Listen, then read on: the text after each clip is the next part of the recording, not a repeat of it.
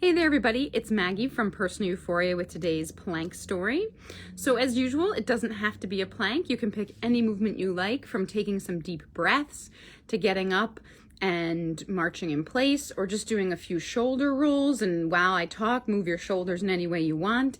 If you take my classes and you're familiar with the Zeppelin, that's a great exercise to choose too, to do for the amount of time we would do plank. All right, let's get the clock started. Here we go.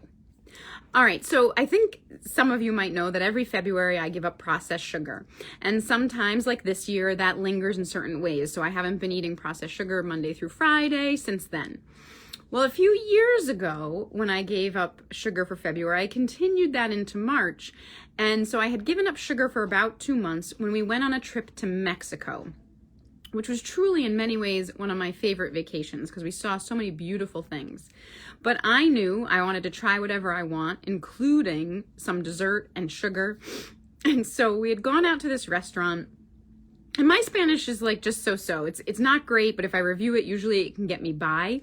But after eating dinner, I had wanted dessert, but I didn't know how to say dessert, and there was no menu, so I couldn't point to anything. And I was trying to express to the waiter what I wanted, but I couldn't get my point across. We were not understanding each other.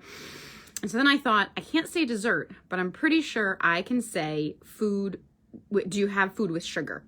And so what I said to him was, tienes comida con azucar, which I don't even think is, do you have food with sugar? I think it is, you have food with sugar. Like, fact. I know you have food with sugar. But luckily, it was enough for him to understand what I was saying. And he brought me out a crepe with Nutella, which was a great way to get to like first reintroduce processed sugar, anything with Nutella.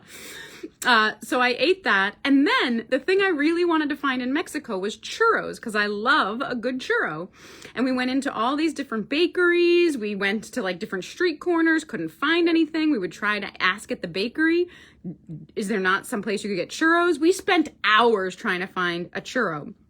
And then finally, one bakery said, at the local bus stop, there's a guy that when the bus comes, he fries churros for the locals.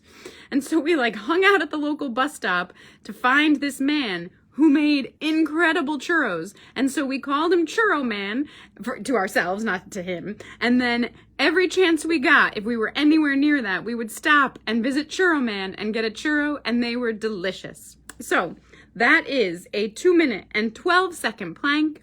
I hope you make sensible sugar choices so that you don't go crazy in Mexico, or you can get your point across when you need a dessert. But as always, I hope you guys have a wonderful day and keep moving. Feel good.